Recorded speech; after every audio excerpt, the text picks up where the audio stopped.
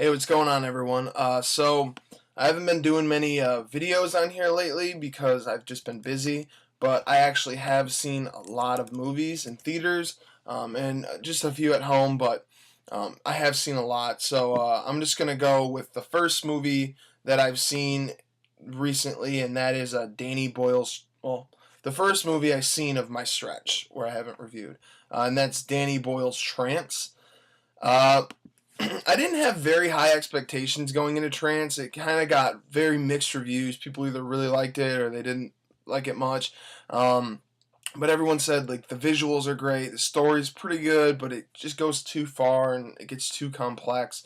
And a lot of people said the performances were just decent. And I mean, you got to think this is Danny Boyle, his follow up to Slumdog Millionaire and 127 Hours, two movies that were hugely critically acclaimed. They were, Oscar bait, all this stuff. These movies were won Best Picture. I mean, Slumdog won Best Picture, and 127 Hours, I'm almost positive got at least a nomination.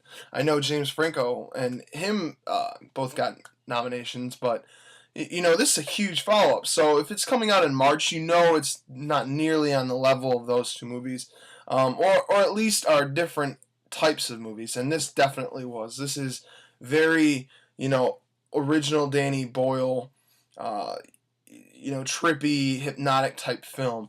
Not really like a Oscar contender type movie like the other past couple movies, but regardless, I didn't have very high expectations going into it. But I gotta say, I didn't hate this movie, but I wasn't really enamored by it. I'd say the first. I'm not gonna spoil anything, by the way. I never spoil. But I'd say the first 50 minutes. It's about an hour and 40 minutes long. I'd say about the first 50 minutes, I was really digging it. I liked it. I thought it was, I was curious to see where it was gonna go.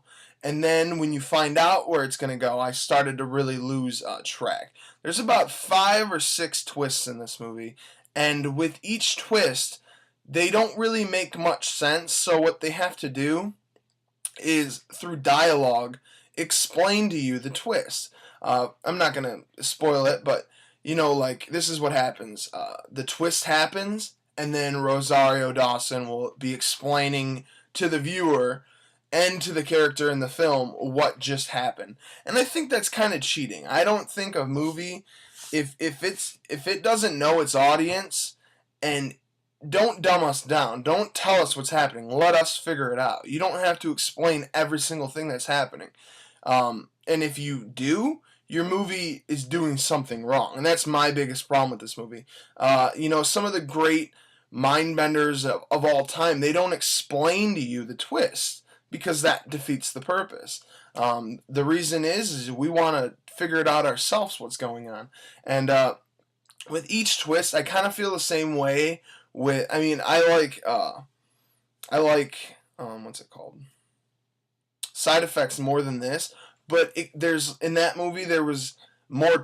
There's 8 twists, and the last 3 I didn't care for. This movie, it's there's only 5 twists, and the last 3 I don't care for. With each twist, I lose more and more.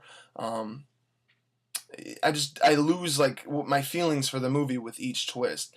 But regardless, this movie has very, very good cinematography. It's got that traditional,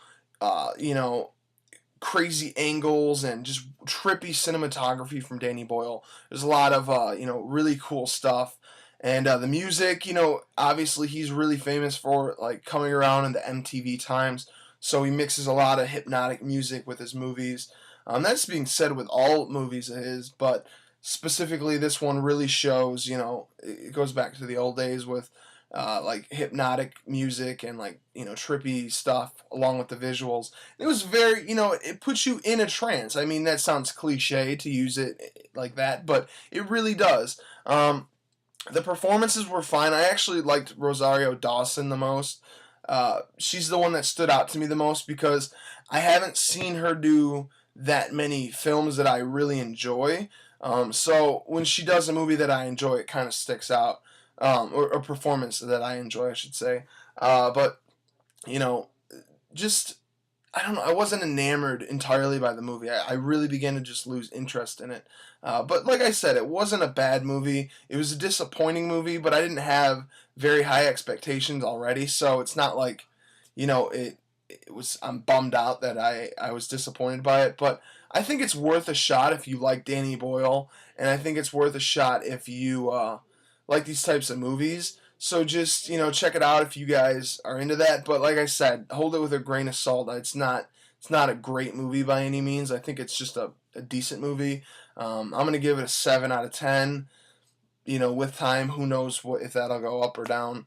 More than likely down with while I stop thinking about it. But check it out if you guys are interested in it, because it's definitely unique, and it's definitely like no other movies really this year. So you can make an argument with Side Effects, but that's more of a sexual thriller. This is more of a psychological, mind bender type thriller. But check it out, and like always, like, comment, and subscribe.